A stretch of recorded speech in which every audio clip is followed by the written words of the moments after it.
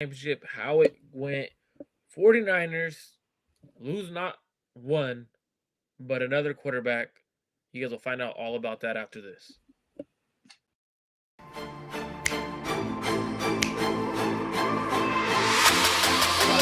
Let's go get him. Let's go get him today, man. Let's go. Hey, dominate on three. 1, 2, 3. Dominate.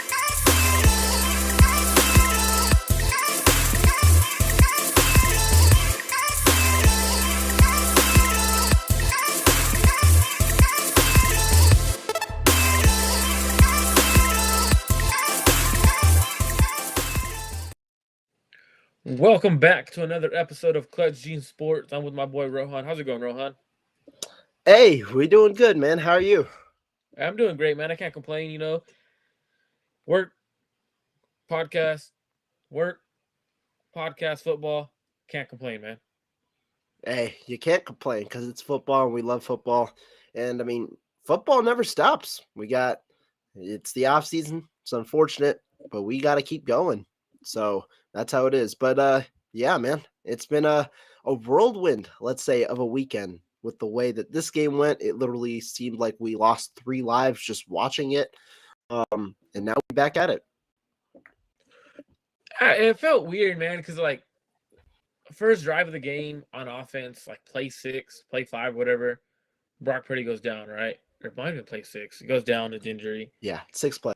So I have to ask, do the 49ers win with Brock Purdy if he plays, or is it a closer game? It's tough, right? I mean, really, what I preached last week was how close all of these games were.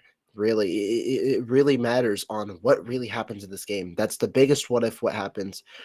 To me, I think it is tough because I highlighted what Philly and San Francisco needed to do to win. Defensively against Philly's offense, I thought would be the biggest matchup. And I thought San Francisco did good for 50% of the game plan. The game plan in the passing game. It was really what I wanted. Let those trust your cornerbacks play. Don't play the off coverage. Jalen Hurts used that in 2 ways. Okay? Did not contain the quarterback inside the pocket, forced him to beat him with his arm.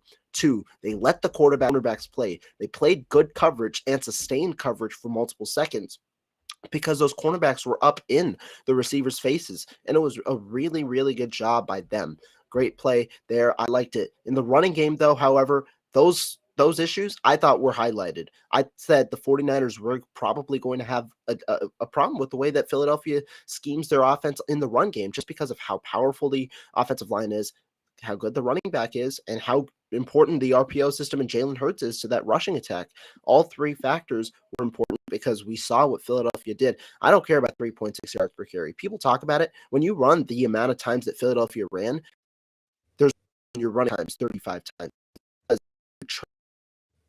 Even churning. And so to me, I thought that Philadelphia had success there, which was why it would have been a close game. However, it's a big what if. I really don't know the answer to it because you don't know how the 49ers would have played offensively. It seemed like they could have gotten some steam there. Christian McCaffrey obviously had the touchdown, and the 49ers had 2 drives inside the Philly 50 to begin the game. You'd think that they have a little more success in that aspect with the healthier Brock Purdy. That could have changed the momentum of the game. A lot of different things could have. And so, yeah, it's tough, man. It's tough. But one of the bigger what ifs that we'll face heading into the offseason. It's one of those situations, man. Like, I don't know if you and I both had the Eagles by 3. But I don't know if the 49ers win this game with Brock Purdy in the sense of, yes, you have a quarterback, but that Philadelphia team is so good. Like, the defensively, they're really stacked on the defensive line. They could play man. Offensively, they did not play well. Our 49ers defense played very, very well. Yards per play, Philadelphia was held at 3.4 yards per play, 3.5 yards per play. Yes, they gave up 31 points. But to be honest, I don't think those 31 points were legit 31 points. Now, if you look at the game, the 49ers gave up 276 total yards, I believe, to the Philadelphia Eagles. That is not a lot. That's not a lot of yards for a team that's scoring 31 points. If you look at how the 49ers played, they were on the field, I believe it was 37 minutes to 22 minutes on defense. That is ridiculous. When you're on defense 37 minutes of the game, you're tired, you're frustrated, your offense isn't doing nothing. At least offensively, if they do have Brock Purdy, the pass game's a little more apparent. You can at least try to do a little bit of trickery if you have Brock Purdy able to throw. Um, the biggest question, and it's the reason why I titled it the way I titled this episode, Kyle Shanahan fired, right? Because a lot of people were on the timeline talking about Kyle Shanahan like he should be fired. I've seen people Mm-hmm. saying, fire Kyle Shanahan, fire Kyle Shanahan. He can't win the big game. He got Brock Purdy hurt. He blocked Hassan Reddick with Tyler Croft. How dare he?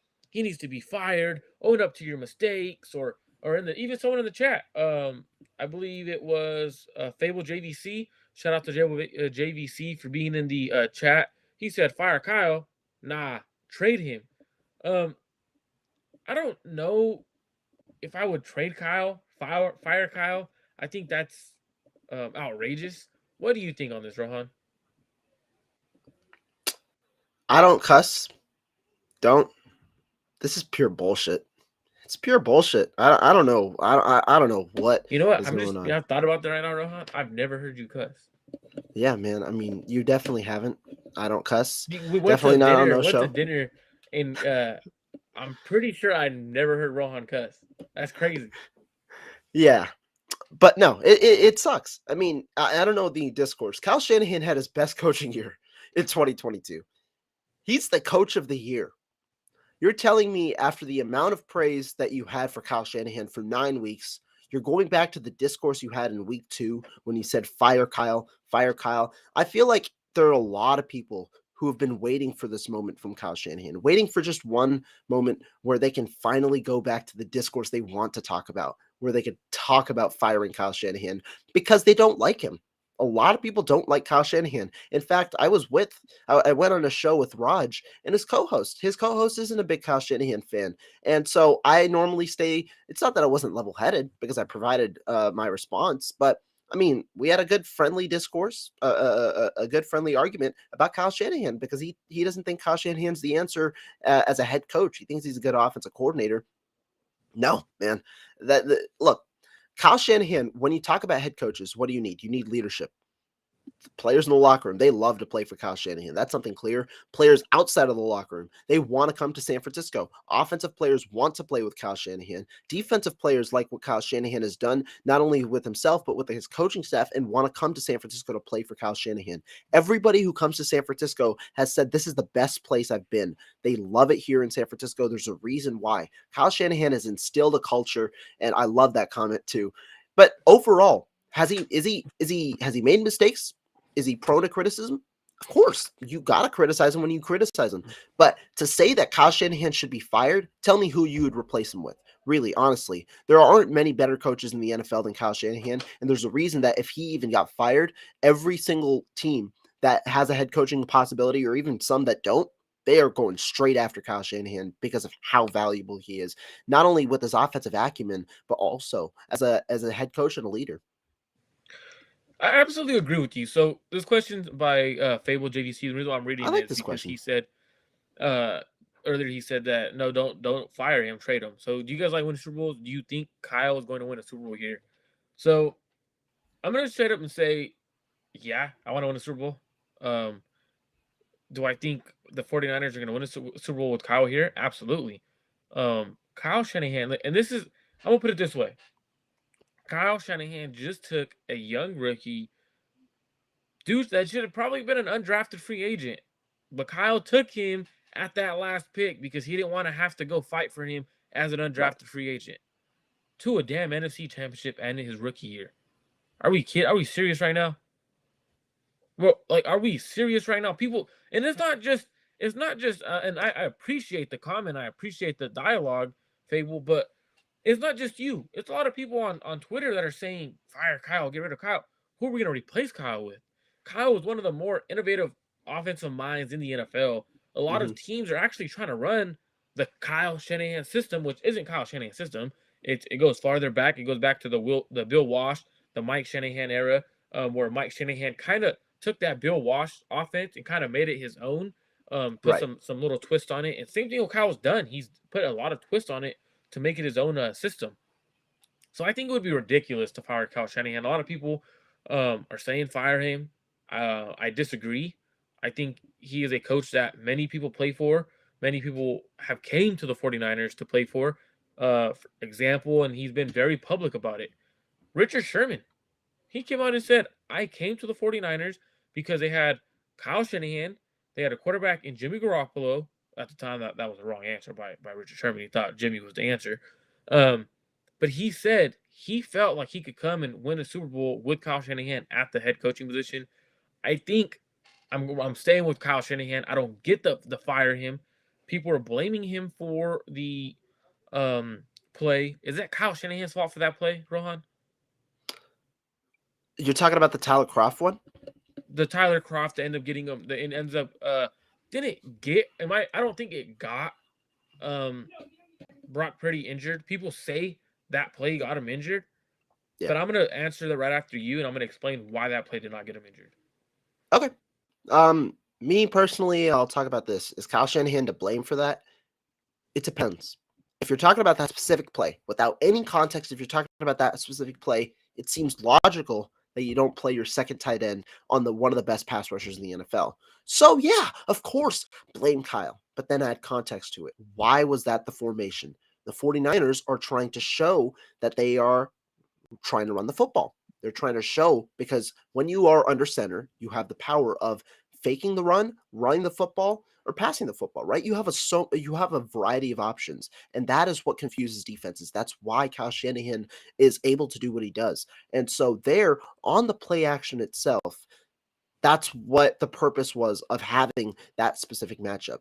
Second, Brock Purdy, I believe his time to throw was over 3 seconds. It was 3.4, 3.3, somewhere around there. 3.47, I tweeted earlier. That's a ton of time to throw that football. There were a couple of things that I said, and I know me and Marco tweeted right during that moment, and I told you my number one thing, Brock Purdy has to step up there. I thought that there was ample space in the pocket with the way that Mike McGlinchey drove his own defender to the right side. It's not that McGlinchey wasn't necessarily getting beat, but he did a good job of driving to the right side so that Purdy had an angle to step up.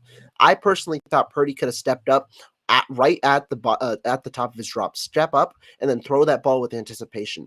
Purdy threw it about a half second late. That was the issue. He threw it about a half second late to Aiyuk, waiting for Aiyuk to clear James Bradbury when Aiyuk really had him beat with the stutter step that he had at the top of his route. I thought that if Purdy throws that a half second later, you get the sack, but you don't get the way that the sack was made. It's a really unfortunate play. So many things had to go wrong. Croft had to be beaten immediately. Purdy had to wait a half second late to throw it. Purdy also had to make sure he didn't step up in the pocket, and then it had to happen where Reddick hit it at the exact moment that Purdy was in his arm motion. So much went wrong on that one play, and it's so unfortunate because it's another injury that adds to the amount of injuries the 49ers have had. But I'm telling you, just to try and pinpoint the blame on somebody for whatever reason, you've got to understand why that play happened, the way the play happened. You've got to understand that point, but you've also got to understand the context of the play instead of just saying, hey, quarterback got injured, Kyle Shanahan, you're to blame. I think that's all of that is important to know. I think you said it perfectly, because when you look at it, so the way I see it is, why is anyone not saying anything when Kyle Shanahan runs this play on a regular? This is a staple of Kyle Shanahan's offense. He did it in 2020 against Aaron Donald. He did it in 2021 against Aaron Donald. He did it in 2021 against Micah Parsons. He did it in 2021 this year. Isn't Daniel Brunskill Aaron Donald's dad? Don't the 49ers have good success against Aaron Donald? I'm pretty sure he's ran the same exact play. Same exact play plenty of times, but no one in the 49ers fan base that are blaming Kyle are saying, Kyle, why'd you run that play that hit Brandon Aiyuk for 50 yards? Or, hey, why'd you run a crossing route with Kittle that scored? Bro, he's ran this play over and over and over again, but all of a sudden it's his fault. If Brandon Aiyuk, the ball should have out the moment Brandon Aiyuk broke from his route. Brandon Aiyuk broke from his route, is looking, takes about 2 steps, ball still isn't out. Even if the ball gets there, it's late. Right? Should have stepped up in the pocket and delivered a strike. As soon as he hit his back foot, ball should be out, in my opinion. Throwing with anticipation, the things that people were praising Brock Purdy for are no longer being praised because people saw this and saw him hold on to the ball for 3.47 seconds that Mhm. got him injured. You do realize that the dude, so as an offensive tackle, you're taught send the defensive end outside, wide. Send them wide because the quarterback can step up into the pocket and he can deliver strikes. Now, Exactly. what happened is Brock Purdy is standing 10 yards deep. What that does for a defensive end is perfect. I get to just run a straight line wide and the quarterback's not going to move. That is the perfect rep for a defensive end because he doesn't have to go off of his target. His target isn't moving. Brock Purdy even does, and I'm not blaming Brock Purdy for the injury. It I agree. sucks I that he was got about to injured say that. because it sucks that he got injured. I'm not saying that, oh, he got injured because he didn't do this and this XYZ, right? He double jumps on his feet, never steps up. So you can't blame Kyle Shanahan. You can't blame Brock Purdy. It is a play that happens in the NFL. If he steps up, he delivers the ball on a strike. He probably completes the pass for a big play if he throws it in anticipation. I don't Mhm. believe it's Kyle Shanahan's fault. I don't believe it's Tyler Croft's fault. People are blaming on Tyler Croft. I do not believe it's Brock Purdy's fault. It is a play that Kyle runs every single year. He runs it on a weekly basis. It wasn't executed. That is not Kyle Shanahan's fault. That is not Brock Purdy's fault. That is not Tyler Croft's fault. I don't know what to tell people. I mean, it is Right. what it is on that play, right? You agree. I agree on that it's not Kyle Shanahan's fault. I Now, agree. Yeah. Brock Purdy's out 6 months, Rohan. Damn. And Really had to go there. Damn. that's That being sucks, man. That really that's sucks. being the best case scenario, Yeah. right? Because we don't know you don't know the severity of whether you need a Tommy John surgery once you go in there, right? The plan is for him to get a repair of the ligament, which means he would only need six months of recovery before he's fully healthy. And at this case, is they're not completely taking that UCL joint out, which is right here. They're not taking that completely out. What they're doing is repairing it, which would be 6 months. Nick Mullins had a similar injury. He had a piece of metal in there to help repair it. What do we think on this injury? Because we don't know the severity of it yet. We know it's fully torn, but we don't know if it's 6 months. We don't know if it's going to be 8 months, the full year with Tommy John. Does this mean something to you? What does this actually mean for the 49ers fan base, 49ers organization in general? Yeah. And let me preface this by saying I'm not really a doctor. I'm not gonna pretend like I'm a doctor. I'm not gonna say none of that. Let me just say that. But I read earlier today that when you talk about the six months is the earliest timetable possible. Yep. It's what Brock Purdy seems to be hoping for, that 6 month process, and now he's wondering whether to have surgery or not. It seems like that's the main decision. However, something I read, I believe via The Athletic, or there was a quote that I saw on Twitter from someone.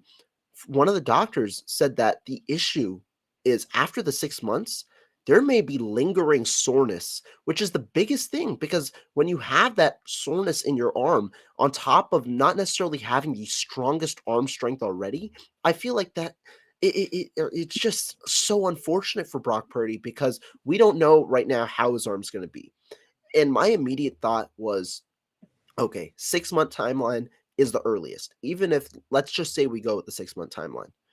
Trey Lance is right now quarterback one. He appears to be quarterback one, is what I've been saying. And we'll get into Trey Lance, but for Brock Purdy itself, the earliest that means if he can return is training camp. Training camp would be the earliest he could return. Now, I don't know, though, if that 6 month timeline is going to be true, And he right? could There can be probably be on a setback. pitch count Go too, for it. though. Exactly. And we don't know how the arm is going to be, how the arm is going to be with the lingering soreness that could come with the issue. And we also don't know how long that 6 month timeline, does it extend longer? How does it go? Because it's the earliest point, and it's so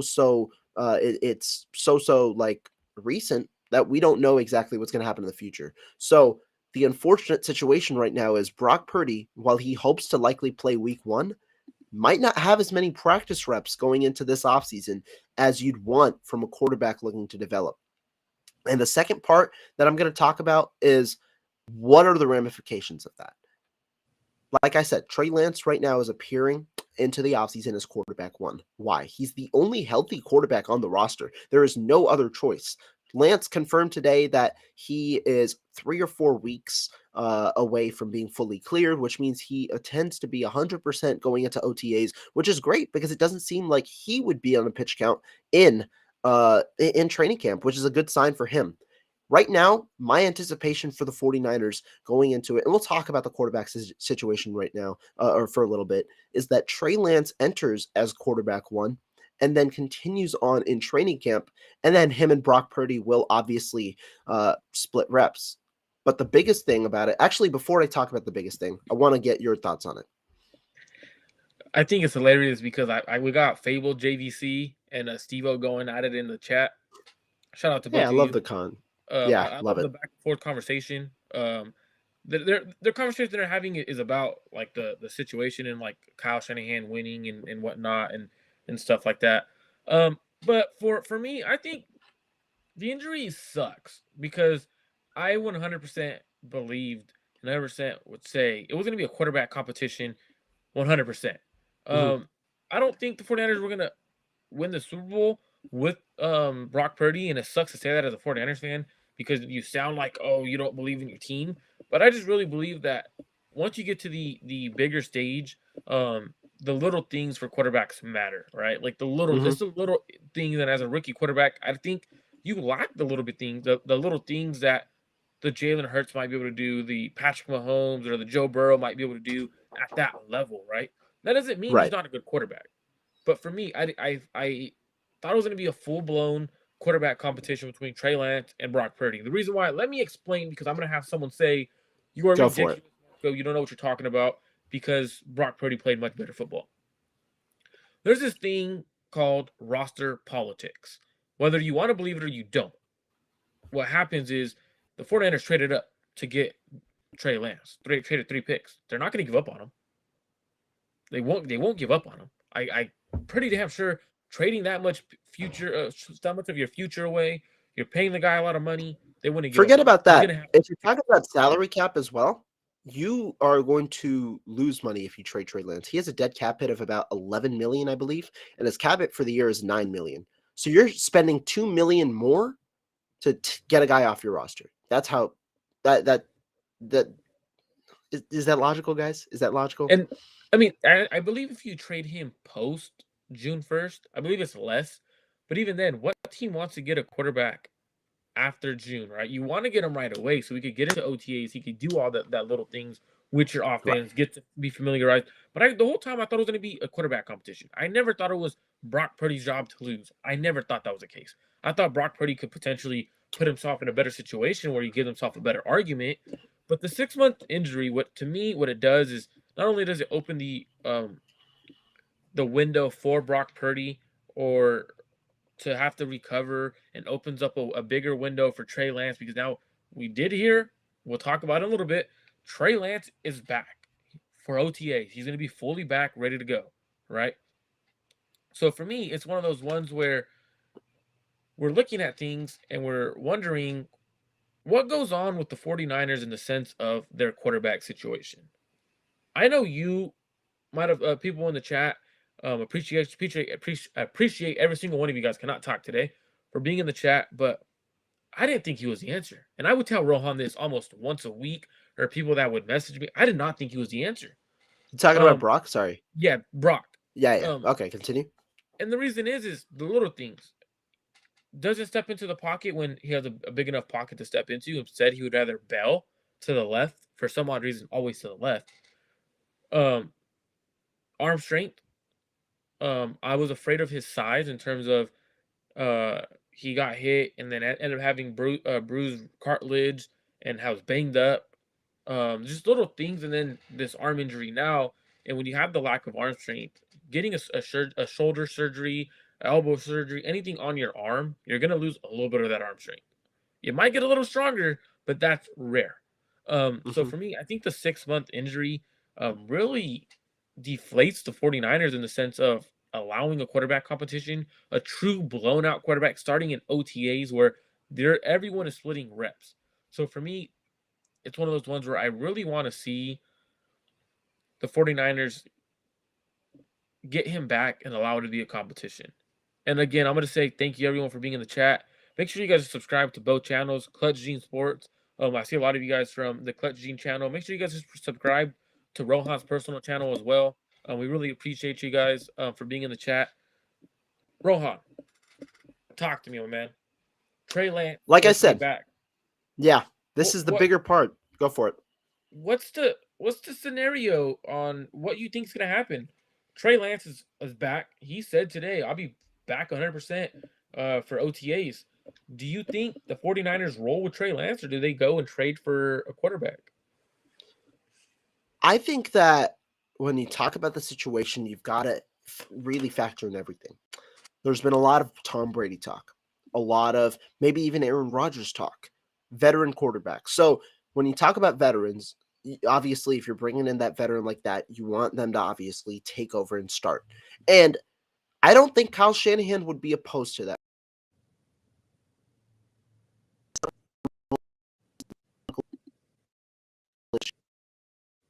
So that we've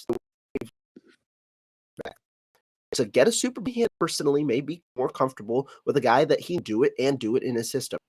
However, Kyle Shanahan also has trust in both of the quarterbacks that are currently on his roster, Trey Lance and Brock Purdy. We've seen it with the way that he traded up for them. We've seen it with the way that he cemented Trey Lance as the starter, and also the way that he play called for Brock Purdy this year after Brock Purdy became the starter.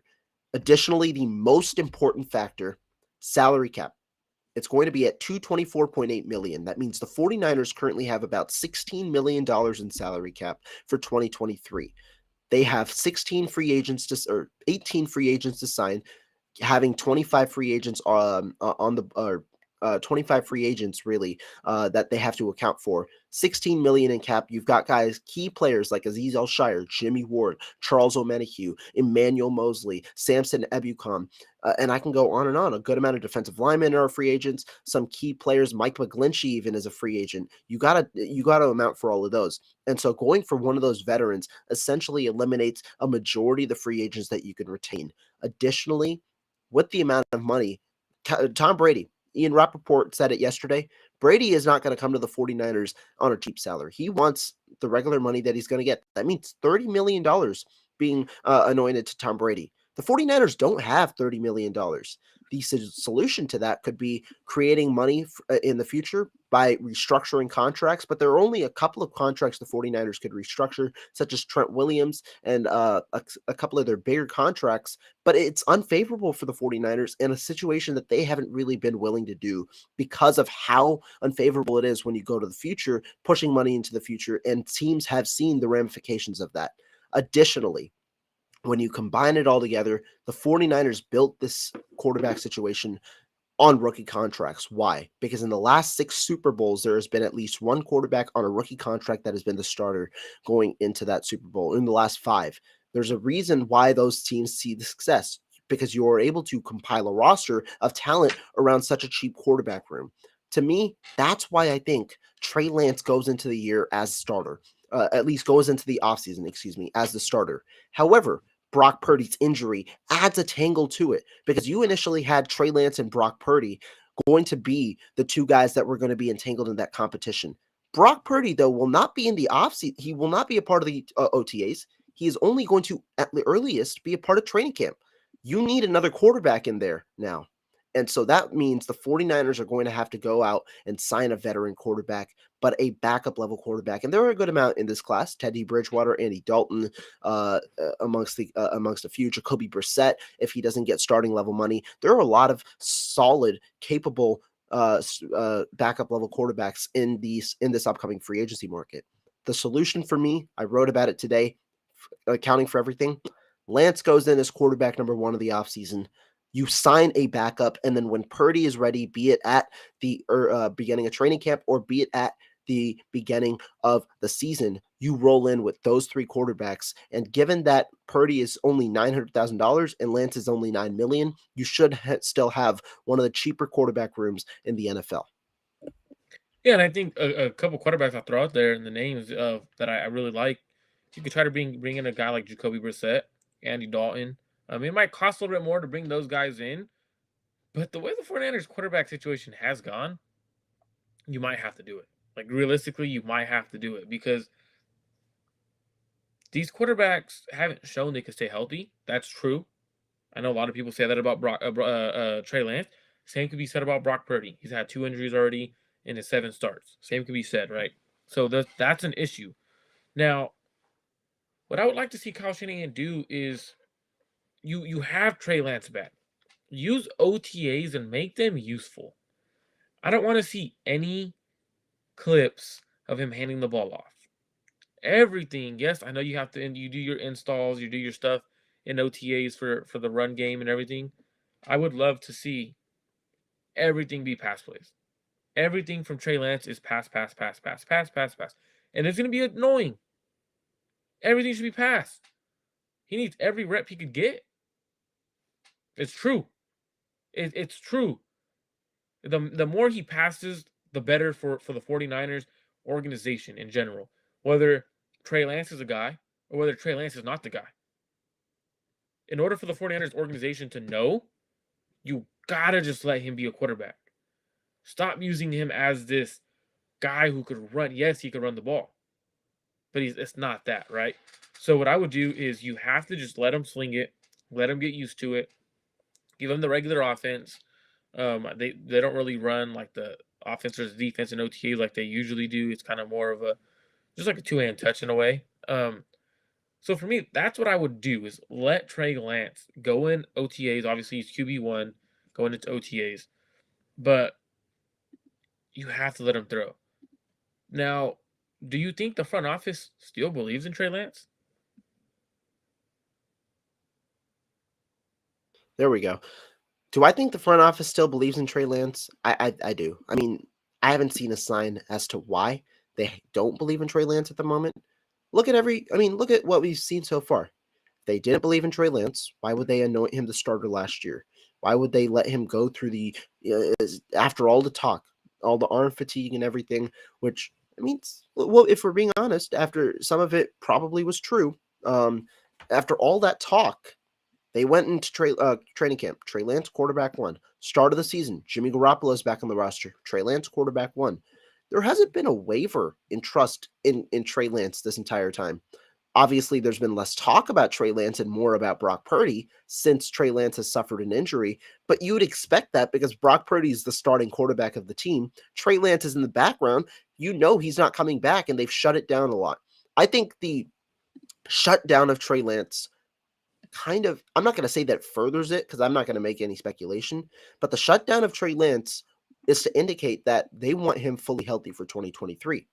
That was the goal. I mean, obviously to also sidestep any of the talk in 2022, but they want him healthy in 2023. And Lance, well, regardless of whether the front office believes or not, he's going to get a shot. I talked about the cap. Regardless of whether they believe or not, Kyle Shanahan believes in him because of the way that he drafted him and because of the way he ran his offense and had to significantly alter it. You best believe Kyle Shanahan wants that 50% of the offense he had to throw out to come back because that's going to unleash the best of Kyle Shanahan. Trey Lance, he's the prototypical quarterback that Kyle Shanahan has talked about before. He's that type of person, and the issue with him is just reps. He doesn't have enough reps, and the one way to get it is the best way for the 49ers right now because he's the only quarterback on the roster. He's going to get those reps in OTAs. He's going to. And right now, I mean, we've talked about it. The trade seems unfeasible, both for salary purposes and for a lack of value, a lack of perceived value for Trey Lance. And right now, yeah, he's QB1 going into the offseason. If Brady comes, the 49ers are going to have to do a ton of maneuvering cap-wise, which is why it's unlikely. And so, yeah, I think the belief is still there. And which is why I'm really excited because we saw glimpses of potential from Trey Lance last year. And that's the one thing I really want to see is because you have guys like Brandon Aiyuk, and you and I were talking about this before the episode when we were in the studio, in the backstage. We got Brandon Aiyuk liking pictures, right, of wanting to be in New York, speculations, right? Obviously, I don't know what's going on. But you did see. I know people saw it. It's on Twitter, all over social media. Your biggest content creator has probably posted about it and talked about it. Your favorite person has talked about it. He liked a picture of him in a New York Giants uniform. And I know people are going to get mad about it because people are going to be like, oh, just let him walk. Let him trade him, get a first round pick for him. I think I'm going to speculate a little bit. If he did Wait like the up pick, before you speculate. Brandon Aiyuk 54 minutes ago on his Instagram story said they was in front of the TV praying on our downfall. All love though. The ones they love to hate. Niners! ! Continue. so exactly right. What I was gonna say is I was gonna speculate on saying if he did like that tweet more so than anything, it's just him saying I want the ball more than anything. I don't think it's anything. I don't think the 49ers would trade him. I don't think he would be that guy that's like, trade me. I think with Trey Lance, he becomes the receiver one that everyone wants him to be. And I think him and Trey Lance have a friendship where they're going to continue working out together. I think that's something that they're going to continue doing down south with the group that they train with. But do you think Trey Lance or Brock Purdy is the guy to be able to feed guys like Brandon Aiyuk the 130 targets, 140 targets that they want a season? Yeah, I mean, if honest, this question, that's also why the Tom Brady talk has been there, because Tom Brady is one of the better quarterbacks when you talk about throwing the, regardless of what you think about Tom Brady and his arm strength and what you saw this year, he's still one of the better quarterback accuracy throwing deep downfield. Tom, he's that guy, but guess who else can throw the ball downfield? Who's like the reason that Trey Lance has the hype and has people play, but the upside is there because of the trade. And so it's clear to get the ball to Brandon Aiyuk, it would be Trey Lance. They worked together last offseason and all of that. Yeah, I think it would be. So Rohan's cutting out. So when his internet gets back on, we'll bring him back in. But I think what he's saying is that Brandon Aiyuk is a guy who could take the ball deep downfield. You could run him on the deeper routes that some of the receivers on the team might not be able to do. So what it allows for the 49ers and Brandon Aiyuk to be able to do is you're going to want Trey Lance, a guy with a stronger arm. We've seen what Trey Lance and Brandon Aiyuk did in the short period of time. So actually, if you look at it, Brandon Aiyuk with in 2021 last year with Trey Lance, he was averaging more yards with Trey Lance and with Jimmy Garoppolo. Now he was averaging about 65, 70 yards roughly with Trey Lance. He was on pace. If you put his numbers up, he was on pace for like 1,000-yard season or 1,300-yard season with Trey Lance. Hopefully we get Rohan back in here real soon. But to me, end of the day, whoever the 49ers go with, it might just be a situation where these dudes really want the football at the end of the day. And a guy like Brandon Aiyuk is going to want the ball deep downfield because it allows you to get those big splash plays. It allows you to get that payday, to get your name as a top 5 receiver. That's what they're playing for. These guys want the recognition. They're young. They're looking for the payday. And I think at the end of the day, like Rohan was saying, Trey Lance gives you that opportunity to put the hands in Brandon Aiyuk deep downfield. And Brandon Aiyuk, and I brought up the stats that Brandon Aiyuk averaged more yards per game with Trey Lance last year than with Jimmy Garoppolo, and he only played 2 games or 3 games with Trey Lance. Do you think that is a situation that might be playing in Brandon Aiyuk's head, or if he doesn't have Trey Lance, he might want out? If he has Brock Purdy, he might want out, or if he has Trey Lance, he might want out because of the growth that he's gonna have to go through. What do you think with that? I think it's also like that I think that plays a part of it, but you also said, what does Brandon Aiyuk want? What does any receiver in the NFL want? They want the ball. They want to get the ball more. And what does San Francisco have? Well, they've got a plethora of weapons to where every player understands how talented they are, but the statistics may not show it. And remember, what does Brandon Aiyuk have in about, 2 years given his 5th-year option? He's going to have a contract talk with the 49ers. And what do you point to in contract talks? Statistics, accolades, Pro Bowls.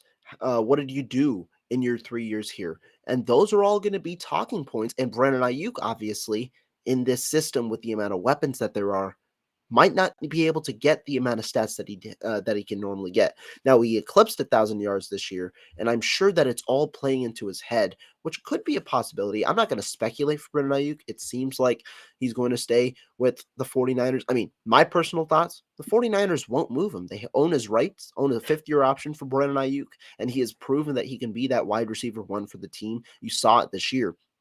I think Brandon Aiyuk is a 49er for 2023. The earliest you even have a potential discussion would be next offseason before the fifth-year option, before you have to pay the 12 point whatever million that it'll end up being for Brandon Aiyuk himself. So I think that Brandon Aiyuk overall, I think that he's going to be a 49er. And the one way to, the one way that we could see an increase in his production is obviously an increase in deep balls. And where do you get the increase in deep balls? A guy with the deep ball arm strength and accuracy.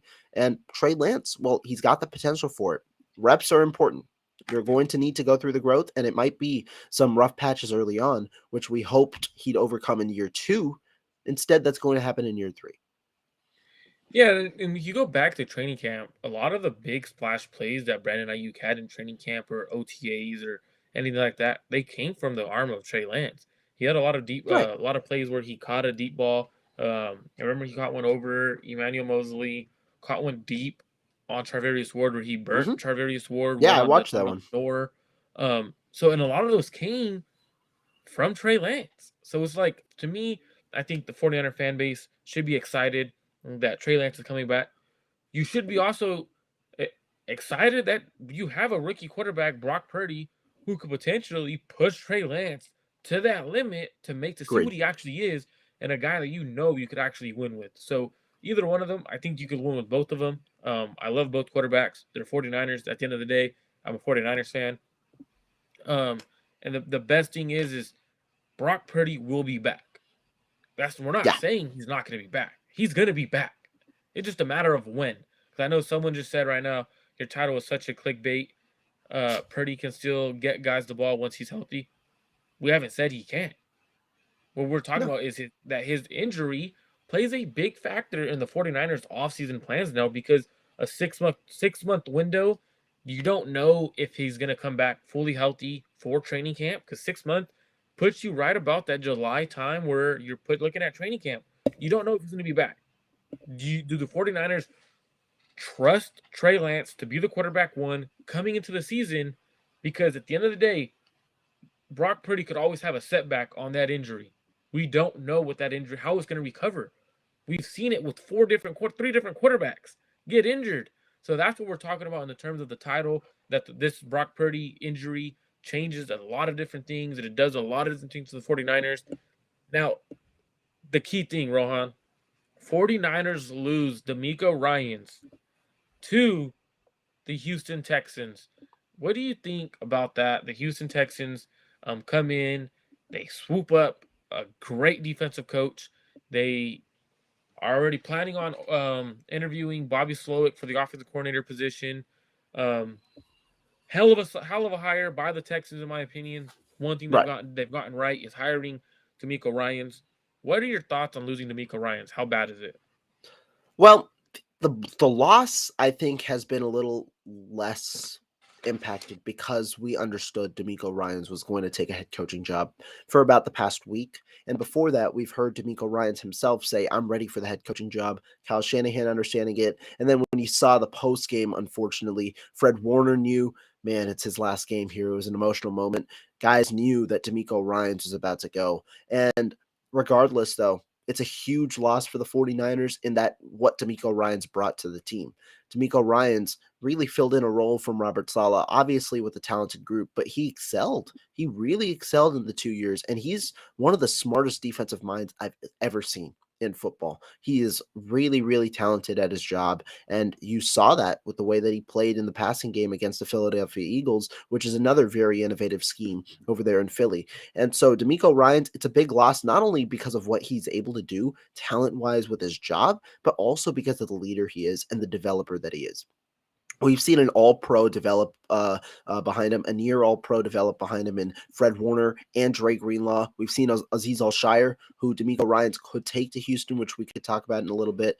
It's certainly a lot of topic. But Demeco Ryans, I'm like this comment says, I'm extremely happy that Demeco Ryans got what he wanted. He got a 6-year deal, which is huge because the Houston Texans have fired back-to-back coaches after 1 year. He has job security. Doesn't have to worry about his next paycheck because he's going to have a good amount of guarantees with that 6-year deal. And the other thing, Demeco Ryans, I think it's a perfect hire for the Houston Texans. The Houston Texans right now were at a low point because they had fired 2 straight head coaches. It seemed tough because not many people are going to want to, especially minority coaches, are going to want to coach for a team that fired 2 straight minority coaches after 1 year, when probably, if we're talking in reality, neither coach should have been fired after the performance they had with the talent that was on that roster in both years. Now, Demeco Ryans is going to have 2 first-round picks and is likely going to bring whoever he wants on the roster and on the coaching staff if he can elevate them.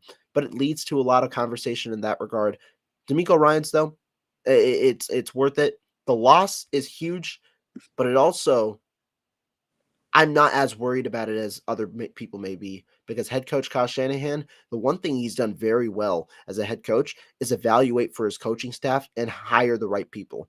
Talk about Brian Greasy this year. A lot of people questioned about it. A lot of people questioned, man, you're hiring an ESPN analyst, a guy who played, never coached, to be your quarterback's coach? Well, look how that went, because he elevated Jimmy Garoppolo's game and elevated Brock Purdy's game. Talk about some of the other guys. I mean, Demeco Ryans himself, after the loss of Robert Saleh. Oh, you could have gone out. You could have gone out. You could have gotten one of the more respected defensive coordinators back then. No, he hires his linebackers coach. His linebackers coach, beautiful hire.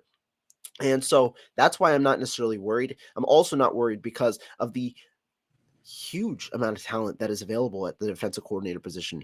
Talk about Vic Fangio, who is ultimately one of the most respected defensive minds in football. You talk about Steve Wilkes, who the 49ers extended an offer to, Charles Harris, the passing game coordinator, I believe, for Tennessee Titans right now. And then you talk about guys within the organization as well, with the 49ers liking to hire internal. It's not as bad, I think, of a loss that the 49ers lost to Demeco Ryans, in that you trust Kyle Shanahan to make the right move. Although that type of person, that type of leader, it's definitely going to be missed in the locker room. Absolutely, it's a big loss. But before we even get to that, I want to address a couple comments in the chat. So people were coming at Grant. Please don't go to the Grant Con route. I want to say subscribe What to did your I say? channel. I think it's referring the title. What we don't like to do on Clutch Gene or Rohan's channel. I know I'm not gonna put words in Rohan's mouth, but we don't drag other people, other content creators down. What we were talking about, and Nah, the reason why it was titled this is a lot of fans on social media, Twitter, Facebook, they're talking about firing Kyle Shanahan. And then if you go back to around the about the 5-minute mark roughly of the show, you will see that Rohan and I both said absolutely don't fire Kyle Shanahan. Some people in the chat said trade him. So we are not going that route, but we do not want anyone in the chat to name drop other content creators and bring them down. We have no hard feelings on anyone who does content. We love everyone that does content. Oh, I know why. Oh, I saw this comment. Everyone who picked the Niners to lose jinked us. That's why, because I picked the Philadelphia Eagles to win. Oh, Hey, wait. look, So did I. I will say is I want to stay as authentic as possible. That's how I've built my platform. And I've told everybody who has followed my channel, look, I totally respect your guys' opinions. I love the back and forth. I'll engage with fans on Twitter. I just want to remain authentic. And I broke down last week why I thought the 49ers could win, why I thought the Eagles could win, why I thought that there was no answer. It was all, nothing was definitive. It was a bunch of questions, and why I ultimately picked where I picked. I just want you guys to respect the way that I address my topic. You can wholeheartedly disagree. In fact, I personally said I wanted the 49ers to win that game. I love covering this team, and I would have loved to cover it for another 2 weeks in the regular season. I just wanted to outline how I personally believed and what really I saw on film when I spent the hours of film that I watched, which I also said when you go back and watch in this show, how the hours of film that I watched illustrated to what actually happened in the game. So that's all I'm talking about. I hope that you guys can respect my opinion because I respect all of yours. I do really appreciate the comments that you guys give me and the insight that you guys give me and the support that you guys give me. So that's just where I'm coming from. But yeah, that's my point of view. And that's what I wanted to address it just because I don't want anyone to think that and either of us are going a certain route. We love everyone in the 49ers community. We don't like to bring anyone down. End of the day, if you like a certain content creator, you don't like a certain content creator, the best thing is you don't have to watch them. But we love every single one of you guys. We appreciate every single one of you guys for being in the chat and being very respectful. I've seen so many engagements between each other, and you guys have done a phenomenal job. I love it. But going to Demeco Ryans, losing Demeco Ryans is a very hard loss, but at the same time, it's Right. You've been able to plan for it for like a year. Everyone has said, you and I said last year that Demeco Ryans probably should have been hired last year as a head coach. He gets hired this year. So it's very awesome to see the 49ers are getting a situation where they're constantly doing a great job of hiring coaches that are becoming promoted. Robert Saleh, McDaniels. You got LaFleur, the younger LaFleur. And maybe even Bobby Slowick now, potentially. Maybe Bobby Slowick. So like the pattern is there for the 49ers. So it's awesome seeing them hire coaches and then them get promoted to another position. That the Niners are doing a phenomenal job on what they're doing. So for me, I'm excited to see who they hire. Potential hires are everyone's saying is Vic Fangio may come back. And if Vic Fangio comes back, does he change the system? Does he keep the 4-3? Does he go back to the 3-4? I don't know, but I'm very intrigued on what he does because he's one of the best defensive coordinators in the game. They requested to interview Chris Harris from the Washington Commanders. I would love to see them interview the Broncos defensive coordinator. Hero Avero. Yeah, Avero. I would love to see that, but I think he might stay with Sean Payton. That'd be a great pairing. I don't think. I also think the Broncos would decline any lateral move for Evero. I agree on that one because he's a hell of a defensive coordinator. A couple in-house guys I like. I do like Daniel Bullocks. End of the day, the number one guy I want though, man, Vic Fangio. Every 49er fan loves Vic Fangio. One of the guys who, when I grew up, I grew up watching Vic Fangio run a defense. Obviously, me and Rohan are a little bit younger, so we got to watch the implementation of a scheme that plays hard, stops the run, gets after the quarterback. In Denver, great defense, right? Like everywhere he goes in Chicago, great defense. So he has a history of a great defense. I'm excited for Vic Fangio if he comes this way. If he goes to Miami, I think the 49ers end up signing him because they have a better group of defensive players who wouldn't want to coach the 49ers defensively. Shout out to everyone in the chat. I'm going to go through real quick and do a little shout out to people in the chat. Shout out to Sacktown Izzy. Appreciate you for being in the house, man. Freedom of speech will always exist. If you don't like it, then don't watch. It's always true. Shout out to Robert being in the chat. Case 49, Esta 85. I saw the lovely Mariah 49er Faithful Lee in the chat. Callie Young's in the chat.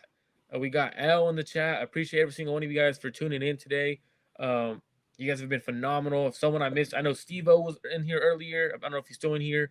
Joe E was in here earlier. Hey, I do want to say I appreciate all y'all that are with the support. Appreciate all y'all guys. Really do. So I was trying to just go through a lot of you that are in the chat. We really appreciate every single one of you guys.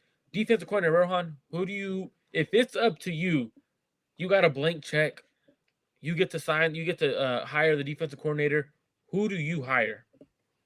Oh, I gotta go with my number one guy, Vic Fangio, man. Vic Fangio, we've seen the amount of respect that he gets from defensive coordinators. We've seen the Fangio disciples and the Fangio scheme be distributed within the NFL, and we've seen the success that Vic Fangio has had in general. The last stint that he had, the head coach of the Denver Broncos, that team offensively was garbage. That team sucked. A team headed by Drew Lock and I think Teddy Bridgewater as well was the quarterback there in Denver in that last year. That team won 7 games. They went 7-10 that year.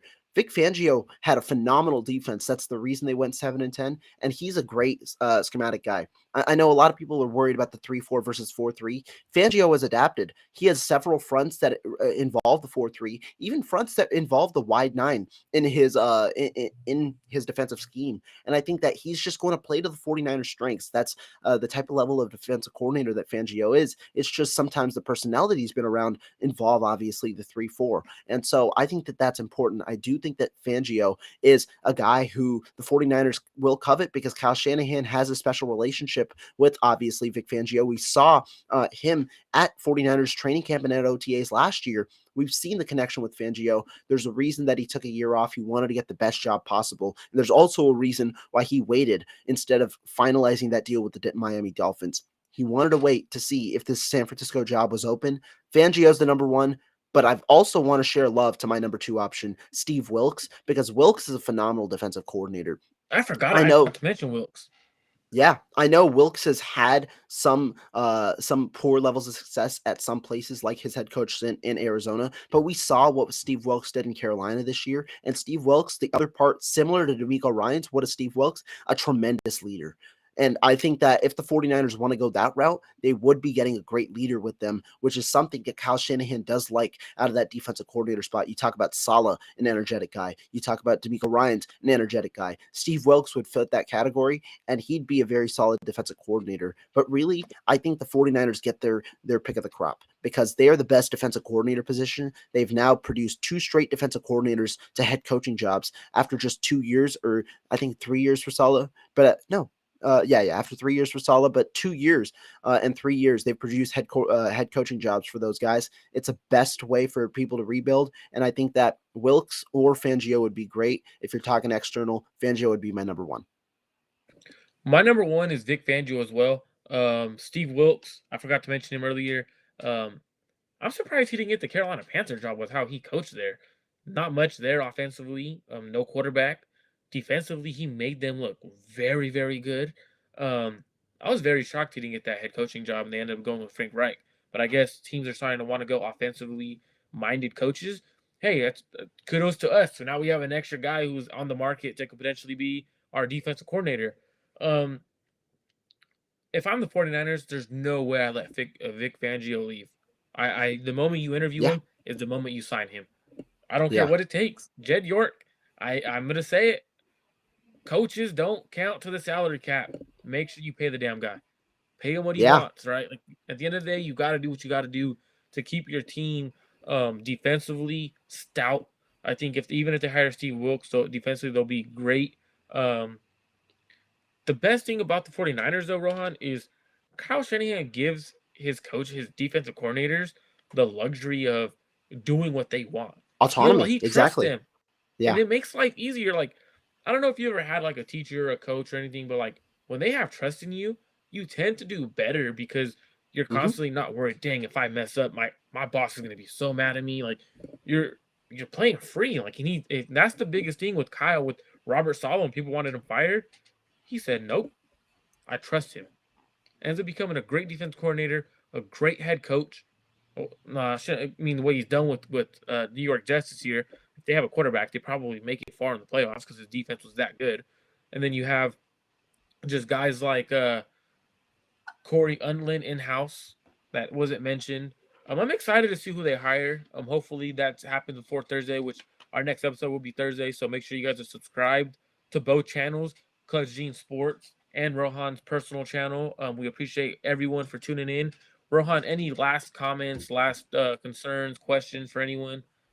It's draft season, baby. Let's go. It's draft season. That's how I feel. If you guys want to know draft prospects, I know Rohan usually tweets them out. I'm constantly tweeting draft prospects out, especially right now that it's a Senior Bowl. We'll probably talk about the Senior Bowl hopefully a little bit on Thursday. I love draft season. I do so many deep dives. Me and Rohan text about draft season all day, every day. I think to me, that's my favorite time of the year because I get to actually just sit down and watch hundreds and hundreds and hundreds of prospects coming out. And to me, that's the best thing because you get to test yourself year in, year out. You get better every year. That to me, I love the draft season, man. I can't wait. Exactly, guys. Don't do drugs. Watch draft film. That's my slogan, man.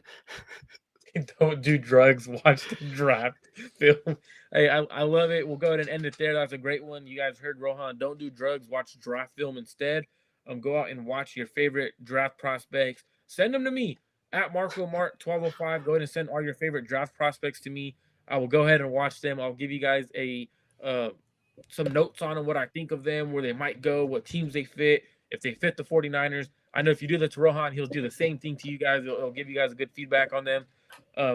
Again, thank you guys for always tuning in. You guys are a pleasure to talk to today in the chat. You guys are phenomenal today. Rohan, thank you for always being the best co-host I could find, man. Hey, peace out. Fun time.